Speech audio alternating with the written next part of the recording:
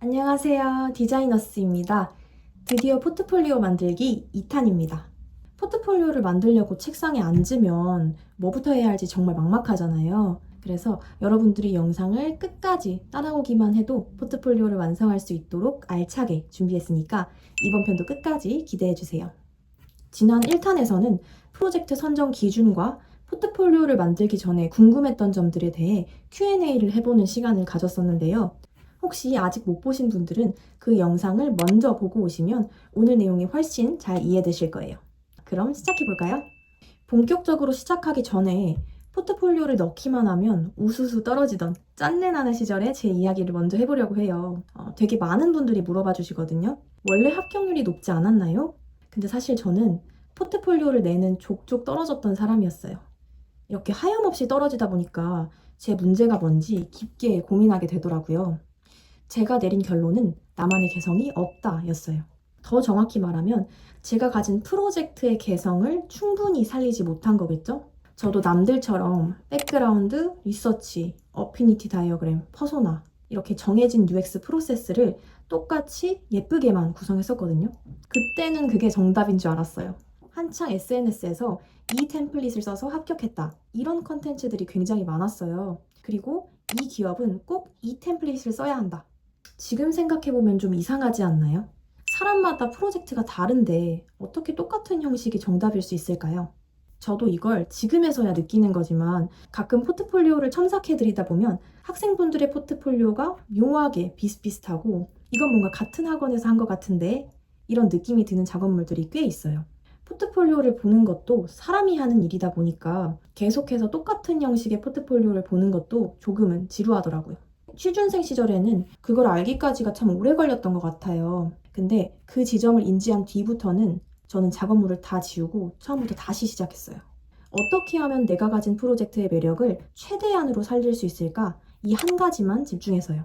그렇게 관점을 바꾸고 나니까 합격률이 폭발적으로 늘었어요. 그 방법을 지금 공개할게요. 첫 번째, 근로 프로젝트 복귀해보기. 여러분, 포트폴리오 만들 때 가장 먼저 뭐부터 하시나요? 레퍼런스 서치나 레이아웃부터 잡으시는 분들 많지 않나요? 아닐 수도 있어요. 근데 저는 그랬습니다. 그냥 일단 냅다 핀터레스트나 비엔스 켜서 남들은 어떻게 했나 보는 거예요. 근데 어떻게 하면 내 프로젝트의 매력을 살릴 수 있을까? 이걸 고민하기 시작한 이후부터는 이것부터 시작했어요. 바로 프로젝트의 과정을 글로 먼저 복기해 보는 거예요. 손으로 써도 너무 좋고요. 내가 왜 이 프로젝트를 시작했지? 어떤 문제가 있었지? 어떻게 인사이트를 발견했지? 그때 이런 UX 방법론을 썼었는데 이렇게 차근차근 글로 복기를 해보는 거예요. 왜 이렇게 글로 복기를 하냐?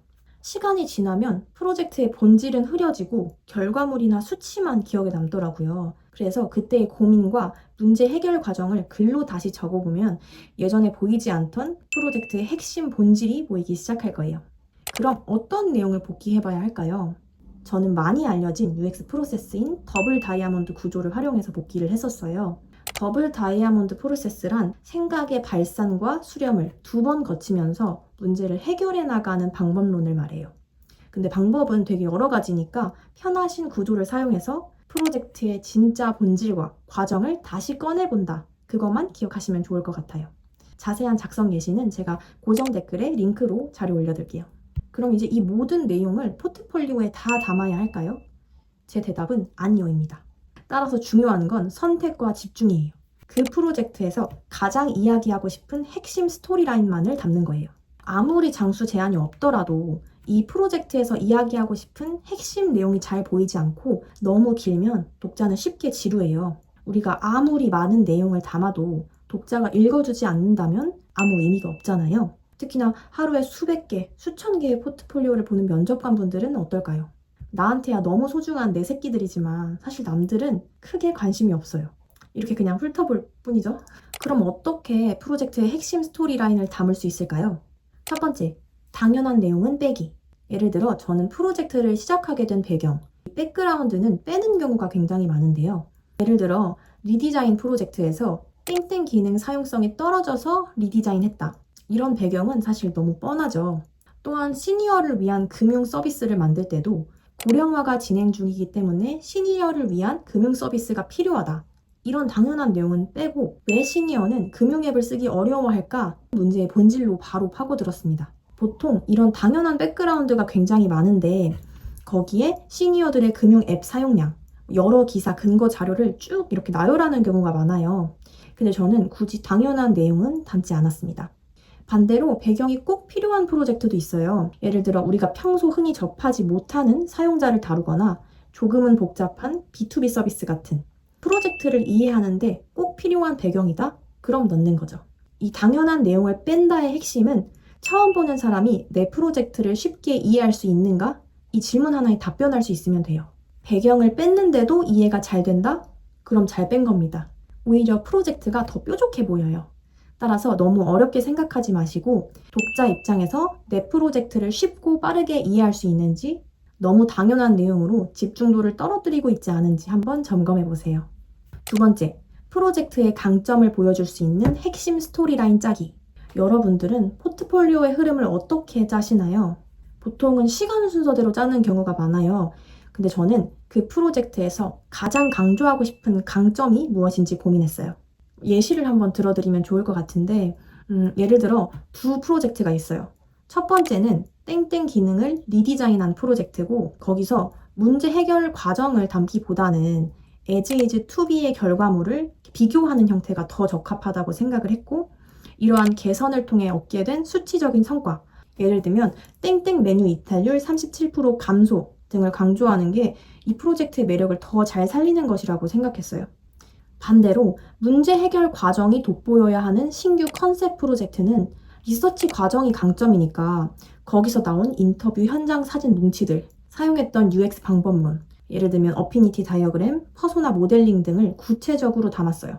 따라서 모든 프로젝트를 획일적으로 똑같이 구성하기보다는 프로젝트마다 힘을 줄 부분, 덜어낼 부분을 정해서 비중과 순서를 조절했습니다. 따라서 독자가 읽기에 당연한데 좀 지루한데 이럴 것 같은 내용은 다 빼고 핵심만 압축해보세요. 그럼 각 프로젝트의 매력이 훨씬 더 잘 보일 거예요. 오늘 이렇게 각 프로젝트의 매력을 최대한으로 살릴 수 있는 방법을 알아보았는데요. 사실 아직 시각화한 게 하나도 없어요. 너무 당황스러울 수 있는데 제가 시행착오를 굉장히 많이 겪다 보니까 이렇게 탄탄하게 기획하고 나중에 시각화하는 게 결국에는 훨씬 더 빠르고 제가 작업을 하면서도 흔들리지 않더라고요.